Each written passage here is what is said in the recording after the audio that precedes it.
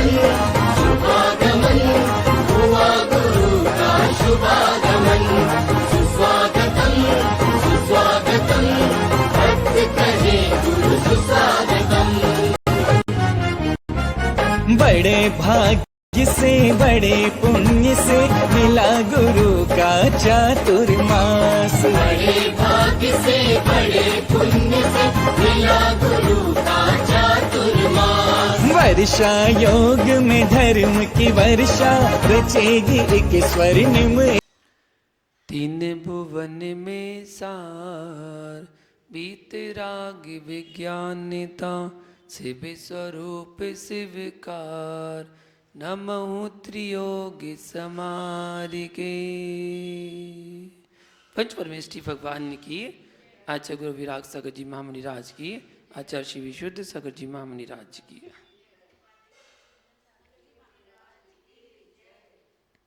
महानुभाव, आज हम शुद्धोपयोग की निश्चल दशा को जानेंगे। छह डाला की जो 6वें नंबर की ढाल आज चल रही है, उसी को आगे बढ़ाते हुए आज 9वें नंबर का छंद और 10वें नंबर का छंद, इन दो छंदों की व्याख्या को आज जानेंगे।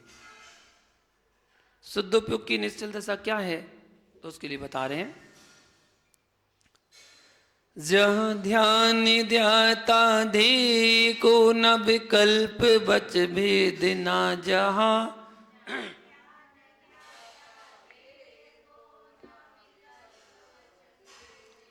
चिद भाव कर्म चिदेश करता चेतना क्रिया तहाँ।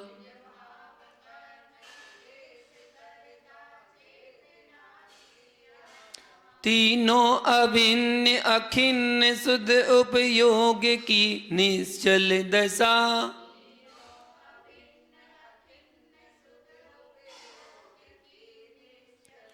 प्रगटी जहाँ दृग ज्ञान व्रत ये तीन धा एक लसा।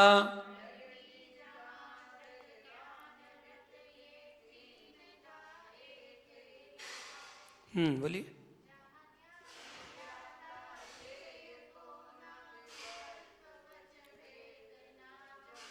चिद भाव कर्म चिदेश करता चेतना क्रिया तहाँ। तीनों अभिन्न अखिन्न शुद्ध उपयोग की निश्चल दशा। प्रगटी जहाँ दृग ज्ञान व्रत ये तीन धा एक लसा। जहाँ, जह मतलब जहाँ, जिस स्वरूपाचरण चारित्र में, ऊपर वाले छंद में स्वरूपाचरण चारित्र की व्याख्या को हम पढ़ रहे थे। जिस स्वरूपाचरण चारित्र में ध्यान ध्याता धे, अभी अभी अपन ने पढ़ा, ध्यान ध्याता धे। ध्यान मतलब ध्यान, ध्याता मतलब ध्याता, और धे थे मतलब धे। धे का विकल्प, विकल्प मतलब अंतर, ना मतलब नहीं होता, अंतर नहीं होता। और जहाँ मतलब जहाँ बच भेद ना, बच भेद मतलब वचन का विकल्प नहीं होता। तहाँ मतलब वहाँ पर तो चिद भाव, चिद मतलब आत्मा का स्वभाव ही, कर्म मतलब कर्म, चिदेश मतलब आत्मा ही, कर्ता मतलब कर्ता, चेतना मतलब चेतना युक्त आत्मा ही, क्रिया मतलब क्रिया हो जाती है।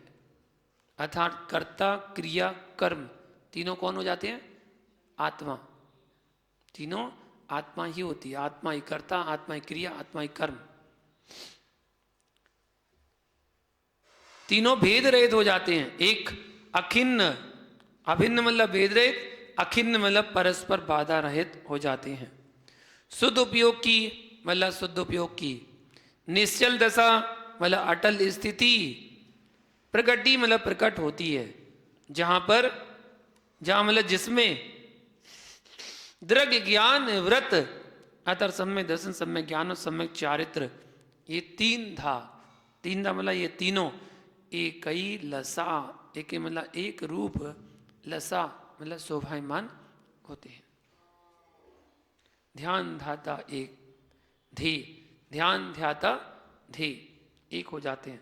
जहां आत्मा ही ध्यान है, आत्मा ही ध्याता है, आत्मा ही ध्येय है। आत्मा के द्वारा आत्मा का ध्यान किया जा रहा है। किसके लिए? आत्मा के लिए। आत्मा के लिए, आत्मा से आत्मा का ध्यान किया जा रहा है। स्वरूपाचरण चारित्र में क्या होता है समझे? स्वरूपाचरण चारित्र में ध्यान ध्याता देह का अंतर नहीं रहता है, सब एक ही है। जहां वचन का भेद नहीं होता वहां पर तो आत्मा का स्वभाव ही कर्म आत्मा ही करता और चेतना युक्त आत्मा ही क्रिया हो जाती है। अर्थात ये तीनों कर्ता कर्म और क्रिया भेद रहित, बाधा रहित एक हो जाते हैं। जहां पर शुद्धोपयोग की निश्चल दशा प्रकट होती है और सम्यक दर्शन, सम्यक ज्ञान, सम्यक चारित्र एक हो जाते हैं, तीनों की एकता हो जाती है, वहां से स्वरूपाचरण चारित्र की प्राप्ति होती है। वरना अभी अभाव दूर है। ये ध्यान किसे कहते हैं? तो अपने चित्त की वृत्ति को सब ओर से रोककर एक ही विषय में लगाना, वो कहलाता है ध्यान। ध्यान किसे कहते हैं? ध्याता किसे कहते हैं? ध्याता मतलब ध्यान करने वाला। ध्यान करने वाले को ध्याता कहते हैं। और ध्येय किसे कहते हैं? तो जिसका ध्यान किया जाता है उसे ध्येय कहते हैं। ध्यान के कितने भेद? 4 भेद, आर्त, रौद्र, धर्म और शुक्ल ध्यान। 3 ध्यानों का वर्णन हम पूर्व में जान चुके हैं। एक शुक्ल ध्यान छूटा था, शुक्ल ध्यान का वर्णन अपन इसमें जानेंगे। शुक्ल ध्यान किसे कहते हैं? कसाय रूपी मल का क्षय होना अथवा उपशम होने से वह शुक्ल ध्यान होता है। इसलिए आत्मा के शुचि गुण के संबंध से इसे शुक्ल ध्यान कहते हैं। जहां गुण अति विशुद्ध होते हैं, जहां कर्मों का क्षय और उपशम होता है, जहां लेस्या भी शुक्ल होती है, उसे शुक्ल ध्यान कहते हैं। ऐसा कार्तिक अनुप्रेक्षा ग्रंथ में बताया गया है। रागादि विकल्प से रहित 100 संवेदन ज्ञान को आगम भाषा में शुक्ल ध्यान कहा है। शुक्ल ध्यान के 4 भेद जानेंगे। 4 भेद होते हैं। पहला प्रतिकत्व, वितर्क, विचार। फिर एकत्व, वितर्क, अविचार। पहले में विचार था और अब अविचार। सूक्ष्म क्रिया प्रतिपाती। और चौथा कौन सा है? व्यूपरत क्रिया निवर्तिनी। ये 4 शुक्ल ध्यान के भेद बताए हैं। प्रतिकत्व, वितर्क, चारों ध्यान के बारे में जाना। उपशम 11वें गुणस्थान में है। जब उपशम श्रेणी चढ़ेगा ना, तो उपशम श्रेणी में उपशम करेगा तो वहां भी शुक्ल ध्यान होगा। विशुद्धि बढ़ेगी तो शुक्ल ध्यान तो होगा। या तो कसाय रूपी मल का क्षय करना अथवा उपशम होना, तो उपशम होने पर भी शुक्ल ध्यान होता है। तो वो उपशम श्रेणी की अपेक्षा। प्रतिगत वितर्क, अब सभी ध्यान के बारे में जाने। प्रतिगत विचर्क, विचार, शुक्ल ध्यान किसे कहते हैं?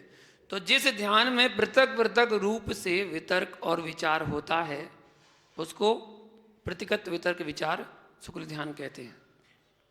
और वितर्क किसे कहते हैं? तो विशेष रूप से तर्क अर्थात विचार करने को वितर्क कहते हैं।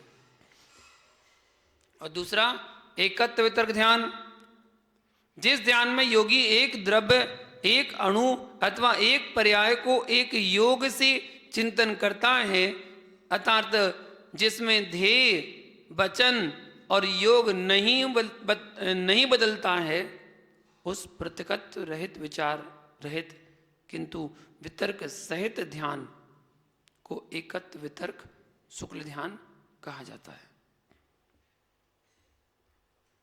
विचार किसे कहते हैं? अर्थ, व्यंजन और योगों के पलटने को विचार कहते हैं।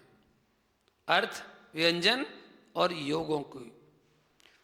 अर्थ क्या है, तीनों के बारे में जाने। अर्थ क्या है, तो ध्यान, योग, द्रव्य व पर्याय। ध्यान, योग, द्रव्य व पर्याय। व्यंजन क्या है, वचन।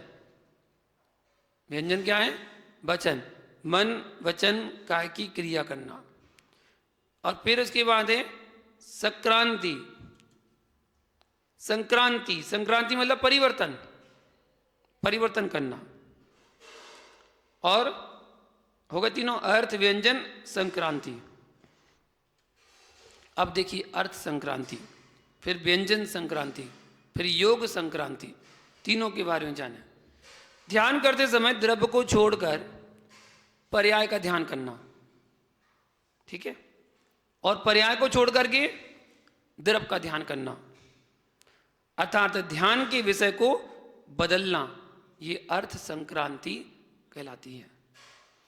व्यंजन संक्रांति, श्रुत के किसी एक विषय को छोड़कर दूसरे वाक्य का सहारा लेना, उसे भी छोड़कर तीसरे वाक्य का सहारा लेना।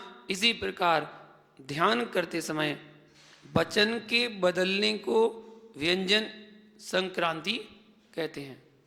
अपनी वाणी को बदल दिया, बार बार, एक बार नहीं, बार बार होगा, बार बार, पुनः पुनः। जैसे जैसे विशुद्धि बढ़ती जाएगी, घटती जाएगी, वैसा वैसा परिवर्तन होता जाएगा। ऐसा नहीं कि बढ़ रही तो बढ़ती बढ़ती चली जाए, बढ़ती है, घटती भी है, बढ़ती घटती है। योग संक्रांति क्या है, तो काय योग को छोड़कर अन्य योग को ग्रहण करना, उसे भी छोड़कर काय योग को ग्रहण करना, ये योग संक्रांति कहलाती है। इन तीनों प्रकार की संक्रांति को विचार कहते हैं। तीनों की संक्रांति को विचार कहते हैं। ध्यान, प्रतिगत वितर्क विचार, एकत्व वितर्क विचार। योग, तीन योग और कोई भी एक योग। विशेषता, लक्षण क्या है, वितर्क और विचार दोनों होते हैं। किसमें, प्रतिगत वितर्क में। पहले वाले सुख ध्यान में वितर्क भी होता है और विचार भी होते हैं, और अगले वाले में केवल मात्र वितर्क से ही, वितर्क से सहित होता है। कौन, एकत्व वितर्क, वो केवल विचार सहित है। आगे देखिए, सूक्ष्म क्रिया भारती, सूक्ष्म क्रिया प्रतिभाती, ये काय योग होता है इसमें, और सूक्ष्म काय योग के अवलंबन से होता है। व्यूपरत क्रिया निवर्तिनी, योग रहित होता है, अर्थात अयोगी अवस्था। आंत्र प्रदेशों में परिस्पंदन करने वाली स्वाक्षोवास आदि सभी की निवृत्ति, इसका कार्य, विशेषता इसकी। और जाने सूक्ष्म क्रिया प्रतिभाती शुक्ल ध्यान किसे कहते हैं, तीसरा वाला। जब केवली भगवान की आयु अंतर्मोह शेष रहती है, तब भी बादर का योग में स्थिर होकर के, और बादर का योग, बादर वचन योग और बादर मनोयोग को सूक्ष्म करते हैं। फिर वचन योग और मनोयोग में स्थिर होकर के बादर का योग को सूक्ष्म करते हैं। फिर सूक्ष्म का योग में स्थिर होकर के वचन योग और मनोयोग का निग्रह करते हैं। तब सूक्ष्म का योग के अवलंबन से जो ध्यान होता है, उसे सूक्ष्म क्रिया प्रतिपाती शुक्ल ध्यान कहते हैं। ऐसा है, एक के बाद दूसरा, दूसरी बात तीसरा, क्रमशः चलते रहना। और ये अंतर्मुख की पहली की अवस्था है। ये तो पहले ही होने लगती जब केवल मोक्ष होने वाला था, केवल ज्ञान होने वाला होता, तब की बात। अयोग केवली बन जाएगा, योग रहित हो जाएगा। वो तो केवल 5 ह्रस्व अक्षर के लिए बस, उसका काल उतना समय कितना है उसके पास, केवल 5 ह्रस्व अक्षर बराबर, अ ई उ रि रि, बस मोक्ष हो गया।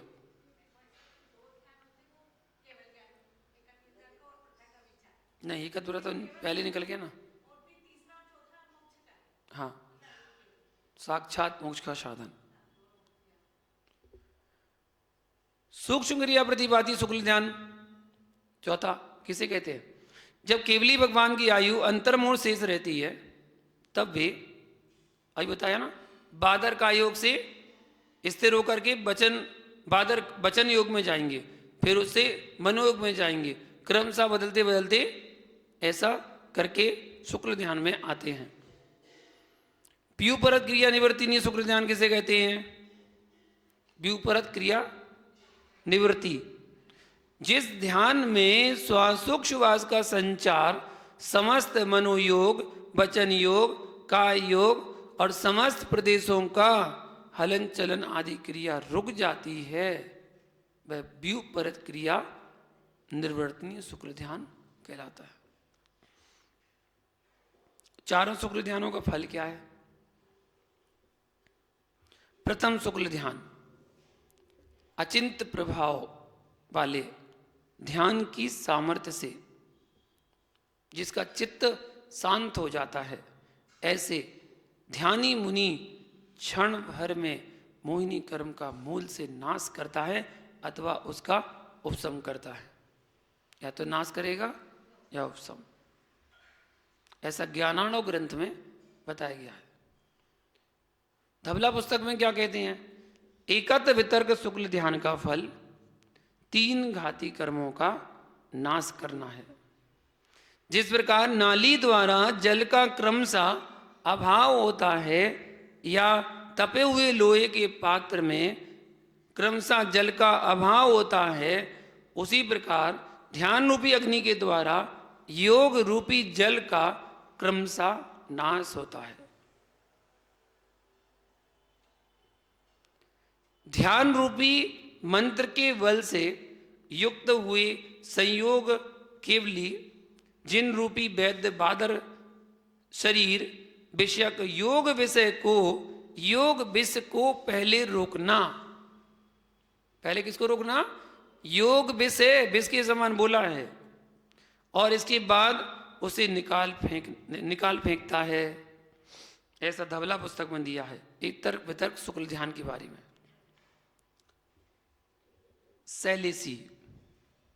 सैलेसी अवस्था के काल के क्षीण होने पर सब कर्मों से मुक्त हुआ। यह जीव एक समय में सिद्धि को प्राप्त होता है। जो मोक्ष जाता है एक समय मात्र में मुक्ति को प्राप्त कर लेता है। चारों ध्यान का फल क्या है? आर्त ध्यान रौद्र ध्यान का फल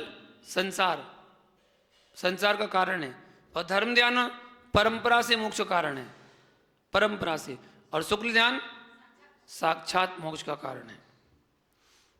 विकल्प किसे कहते हैं?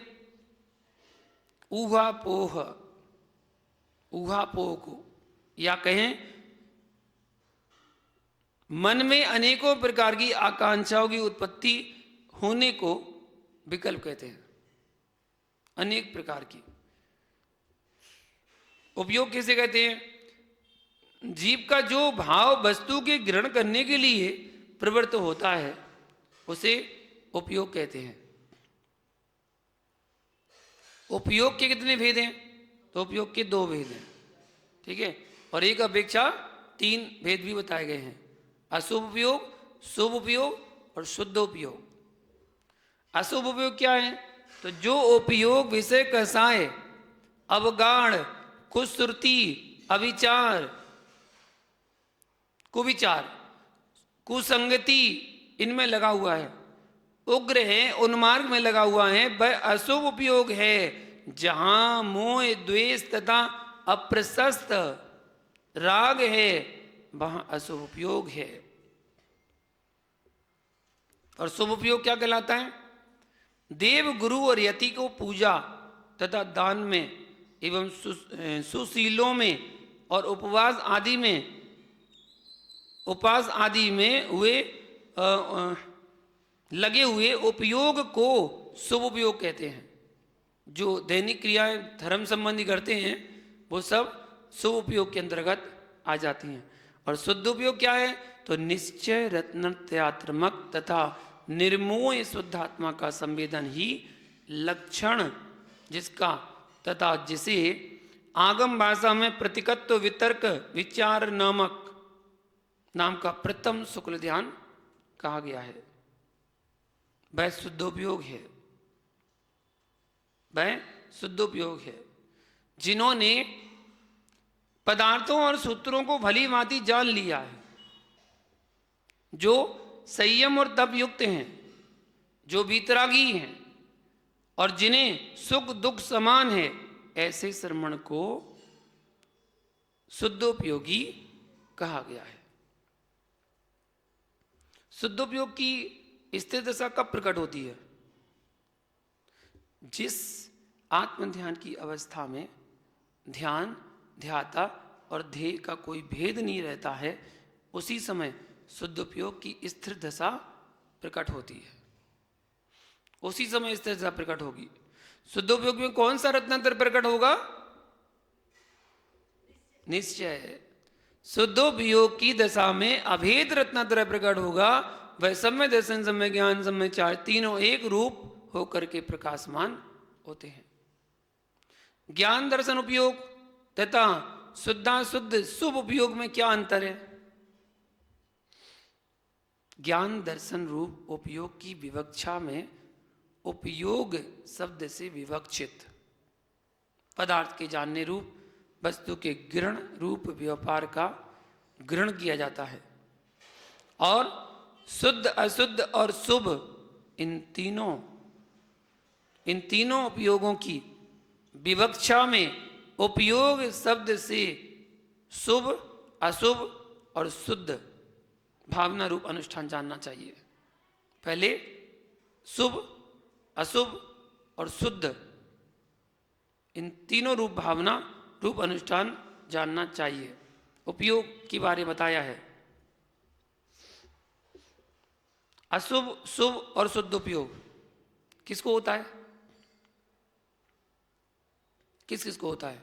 सबसे पहले जाने मिथ्या दृष्टि, सासादान और मिश्र, इन तीन गुण स्थानों में क्रमशः मंदता से अशुभ उपयोग रहता है। तीनों में मंदता से अशुभ उपयोग रहता है। और फिर उसके बाद असंयत सम्यक दृष्टि, चौथे गुण स्थानवर्ती श्रावक और प्रमत्त संयत नाम के मुनिराज, तो उनके लिए ये तीन गुण होते हैं। जो तीन गुण स्थान हैं, गुण स्थान हैं, वो होते हैं चौथा, पांचवा, छठवां। इनमें शुद्धोपयोग का साधक शुभ उपयोग क्रमशः तारतम्यता से रहता है। तदनंतर अप्रमत्त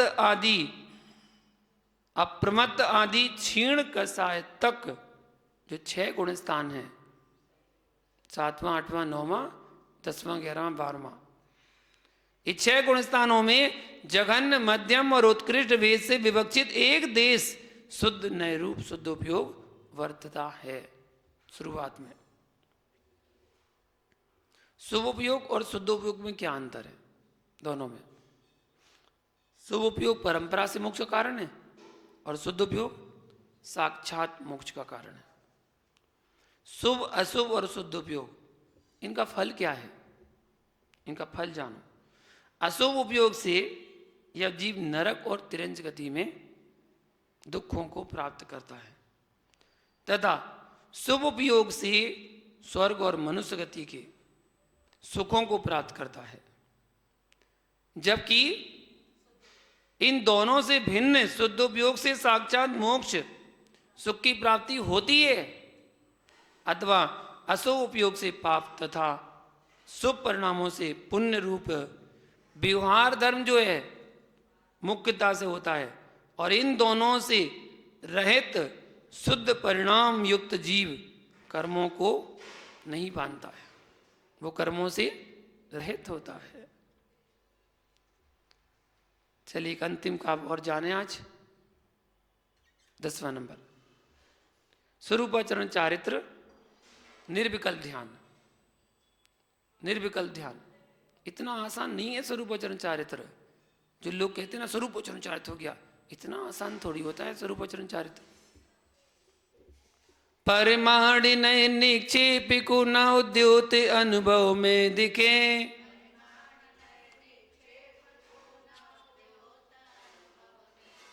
दृग ज्ञान सुख बल में सदा नहीं आने भाव जो मोह लिखे बिखे।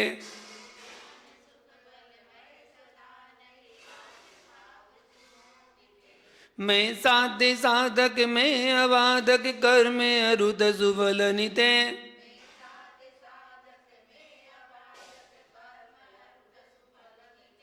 चित पिंड चंड अखंड सुगुण करंड चित पुनि कलनिते।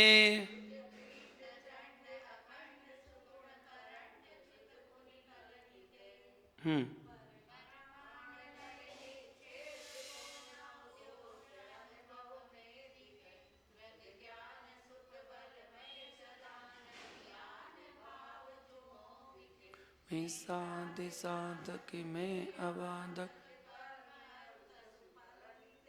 चित पिंड चंड अखंड सुगुण।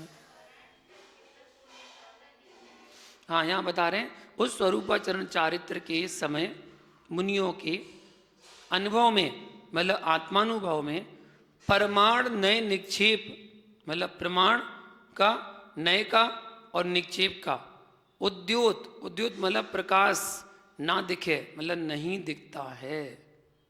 किंतु ऐसा विचार होता है कि मैं सदा, सदा मतलब हमेशा, दृग ज्ञान सुख बलमय, अनंत ज्ञान, अनंत दर्शन और अनंत सुख, अनंत वीर, दर्शन ज्ञान सुख और वीर, ये सहित हूं। मोह बिखे, मोह बिखे मतलब मुझ में, आन मतलब दूसरा, राग द्वेषादिक भाव नहीं, मतलब भाव नहीं है।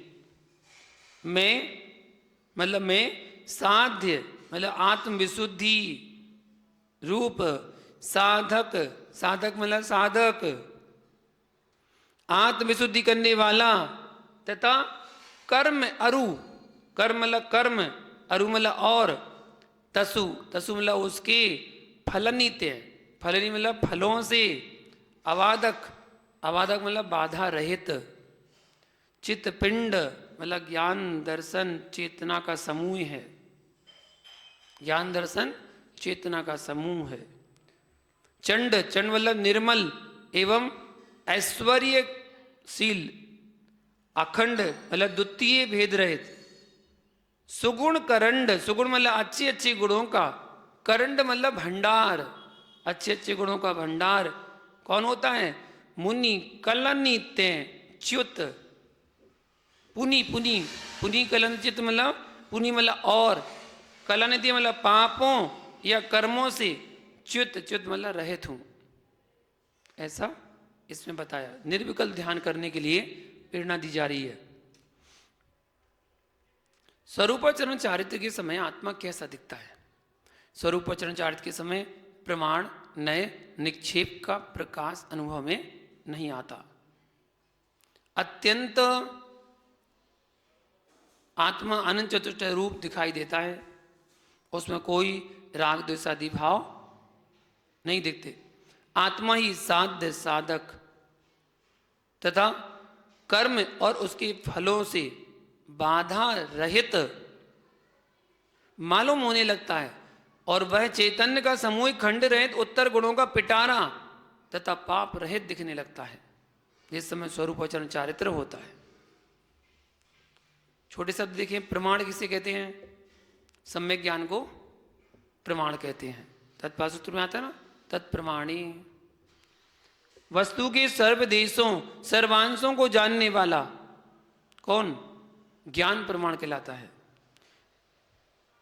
नए कितने प्रकार के? तो नए दो प्रकार के मूलतः, द्रव्यार्थिक नए और पर्यार्थिक नए। द्रव्यार्थिक नए किसे कहते हैं? तो जो नए द्रव्य अर्थात सामान्य को ग्रहण करता है उसे द्रव्यार्थिक नए कहते हैं। और पर्यार्थिक नए जो गुण अथवा पर्याय को विषय करता है वह पर्यायार्थिक नए कहलाता है। द्रव्यार्थिक नए और पर्यार्थिक नए। द्रव्यार्थिक नए के कितने भेद हैं? 3 भेद, नैगम, संग्रह और व्यवहार नए। ये 3 भेद किसके हैं? नहीं, ये 3 नय के भेद हैं, द्रव्यार्थिक नय के, ठीक। और पर्यार्थिक नय किसे कहते हैं? तो जो गुण अथवा पर्याय को विषय करता है वो पौद्गलिक है, पर्यार्थिक है। वो क्या है? पर्यायार्थिक नय कहलाता है, जो गुण अथवा पर्याय को विषय करता है। द्रव्यार्थिक नय के 3 भेद समझ में आ गए, नयगम, संग्रह और व्यवहार। इन तीनों की परिभाषा 3 क्या है ये? पहले सबसे पहले नयगम नय, जो नए अनिष्पन्न अर्थ के संकल्प मात्र को ग्रहण करता है वह नयगम नय कहलाता है। जैसे स्नान करते हुए व्यक्ति से कोई पूछता है आप क्या कर रहे हैं, तब वह उत्तर देता है मैं मंदिर जा रहा हूं। बिल्कुल सही दे रहा है ज्ञानी अम्मा, बिल्कुल सही दे रहा है। वो जब प्रातःकाल घर से अपने बिस्तर से उठा है तो उसे मंदिर जाना है, सबसे पहले मंदिर में अभिषेक करना है। तो मंदिर में अभिषेक करने के लिए जाना है तो वो सबसे पहले कहाँ जाएगा? स्नान करने जाएगा। अब स्नान कोई कर रहा था और किसी ने अचानक पूछा भाई सुबह सुबह क्या हुआ, कहाँ जा रहे हैं, क्या कर रहे हैं? बोले मैं मंदिर जा रहा हूं। जा रहा है कि नहीं? जाएगा, मंदिर ही तो जा रहा है, उसके लिए तो तैयार हो रहा है। ये नयगम नय है। नयगम नय से बिल्कुल सच कह रहा है वो, नयगम नय से बिल्कुल सच कह रहा है। और क्या अभी आएगा ना। संग्रह नय किसे कहते हैं? तो जो नय अपनी जाति का विरोध ना करता हुआ एक पने से समस्त पदार्थों को ग्रहण करता है उसे संग्रह नय कहते हैं। जैसे आपने देखा यहाँ गेहूं, चना, दाल, मूंग की दाल, उड़द की दाल, चना सब कुछ रखे हैं, राजमा, छोला सबके ढेर लगे पड़े हैं। आपसे पूछे गए यहाँ पर क्या रखा है? अन्न रखा है, अनाज रखा है, अन्न रखा है। सही है, संग्रह करके बोला उसने ये सब क्या है? अनाज है, अन्न है। या सब क्या है? नरक गति, देव गति, मनुष्य गति, तिरंज गति में क्या है? सब जीव हैं। एक दृष्टि गति जीव है, संग्रह ने कर दिया। और व्यवहार करेंगे अलग अलग तो फिर बांट दिए जाएंगे।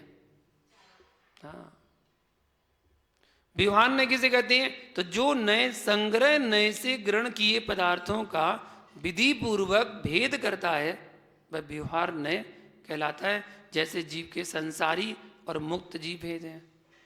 जीव के 2 भेद कर दिए, फिर उसके बाद संसारी के 2 भेद कर दिए, तिरस स्थावर, फिर तिरस के 4 कर दिए, 2 इंद्री, 3 इंद्री, 4 इंद्री, फिर स्थावर के 5 भेद कर दिए, पृथ्वी, अग्नि, जलवायु, वनस्पति, फिर वनस्पति के 2 भेद कर दिए, सप्रतिष्ठित, अप्रतिष्ठित, सप्रतिष्ठित के फिर 2 भेद कर दिए, सूक्ष्म और बादर, निरंतर पंचेंद्रिय के 2 भेद कर दिए, संगी, असंगी। और ये सब क्या है? जीव है। ये सब क्या है? जीव है। भेद कर दिए व्यवहार नय से। पर्यार्थिक नय की बात चल रहे हैं। पर्यार्थिक नय के 4 भेद। कितने हैं? 4 भेद। ऋजु सूत्र नय, शब्द नय, एवं भूत नय और समवी रूढ़ नय। ये 4 नय होते हैं। तत्पाद सूत्र के पहले अध्याय का अंतिम सूत्र, नयगम संग्रह व्यवहार ऋजु सूत्र शब्द समवी रूढ़ एवं भूता नया, वो वाले की व्याख्या चल रही है। तो सबसे पहले ऋजु सूत्र नय, भूत भविष्य की अपेक्षा ना करके वर्तमान पर्याय मात्र को जो नय ग्रहण करता है वह ऋजु सूत्र नय कहलाता है। जो वर्तमान में दिख रहा है वो, जैसे कोई डॉक्टर पे सीट पे बैठा हुआ है, वो कौन? डॉक्टर। डॉक्टर को डॉक्टर कहना, राजा को राजा कहना, वो कौन सा नय कह रहा है? ऋजु सूत्र नय। और इससे अगला नय, आगे वाला शब्द नय किसे कहते हैं? तो लिंग, कारक, वचन, काल, उपसर्ग आदि के भेद से जो पदार्थ को भेद कर रूप ग्रहण करता है वह शब्द नय कहलाता है। जैसे दार, दार शब्द, दार पुल्लिंग है, भार्या स्त्रीलिंग है, कलत्र नपुंसक लिंग है। ये तीनों भिन्न भिन्न लिंग के शब्द एक स्त्री पदार्थ के वाचक है। तीनों का अर्थ क्या है? स्त्री। यह नए स्त्री पदार्थ को 3 भेद रूप ग्रहण करता है। शब्द नय। समभिरूढ़ नय किसे कहते हैं? लिंग आदि का भेद ना होने पर भी पर्याय शब्द के भेद से जो पदार्थ को भेद रूप ग्रहण करता है, जैसे शुक्र, इंद्र, पुरंदर, इन तीनों का अर्थ क्या है? ये तीनों एक लिंग के पर्यायवाची शब्द हैं। ये किसके वाचक हैं? देवराज के। देवराज को शुक्र भी कहते हैं, शक्र कहते हैं, शक्र, इंद्र भी कहते हैं, पुरंदर भी कहते हैं, जो देवों का राजा होता है, सौदर इंद्र आदि। यह नय देवराज को तीन रूप ग्रहण करता है। एवं भूत नय किसे कहते हैं? जिस शब्द का जिस क्रिया रूप अर्थ है उसी क्रिया रूप परिणमनीय पदार्थ को जो ग्रहण करता है वह एवं भूत नय कहलाता है। जैसे कोई व्यक्ति धोती दुपट्टा पहने हैं, अभिषेक करने के लिए जा रहा है, तो क्या बोलेगा वो? उस समय क्या है? पुजारी है। जिस समय कपड़े धो रहा है, जिस समय वो अपने बाल काट रहा है, दाढ़ी बना रहा है, जिस समय अपने चप्पल जूते पॉलिश कर रहा है, साफ कर रहा है, क्रिया जिस समय जो क्रिया कर रहा है प्रेजेंट में, वो वही है।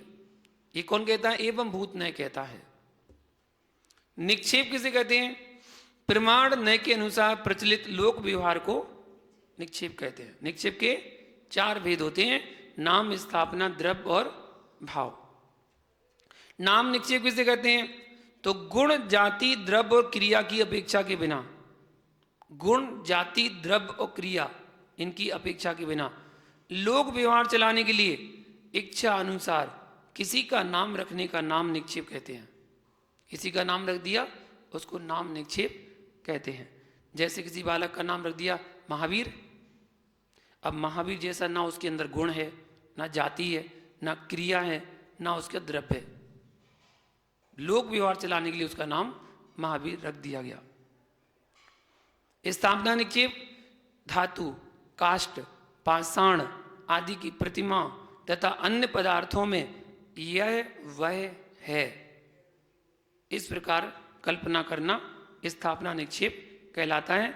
इसकी दो प्रकार हैं, एक तदाकार स्थापना और एक अतदाकार स्थापना। जिस पदार्थ का जो आकार है उसमें उसी आकारवान की कल्पना करना, ये तदाकार स्थापना कहलाती है। जैसे पारसनाथ की प्रतिमा में पारसनाथ की कल्पना करना, महावीर की स्थापना में महावीर की कल्पना करना, ऐसे तो ये तदाकार स्थापना है। और अतदाकार स्थापना भिन्न आकार में भिन्न आकारवान की कल्पना करना, ये अतदाकार स्थापना कहलाती है। जैसे कि शतरंज की गोटियां कौन कौन है उसमें? हाथी भी है, घोड़ा भी है, राजा भी है, वजीर भी है, पैदल भी है, ऊंट भी है।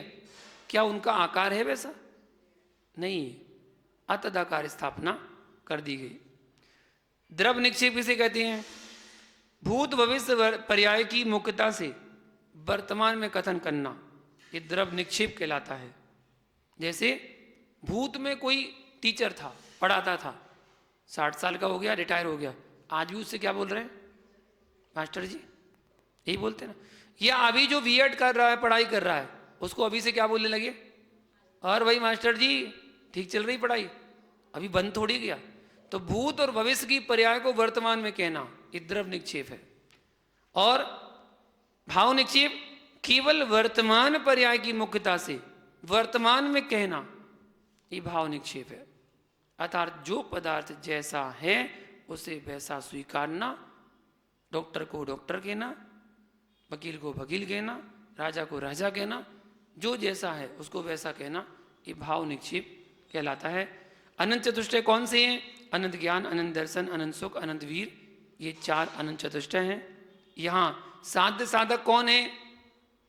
शुद्धात्मा की साधना करने वाला जीव कौन है? साधक। रत्नत्र की एकता, ये साध्य है।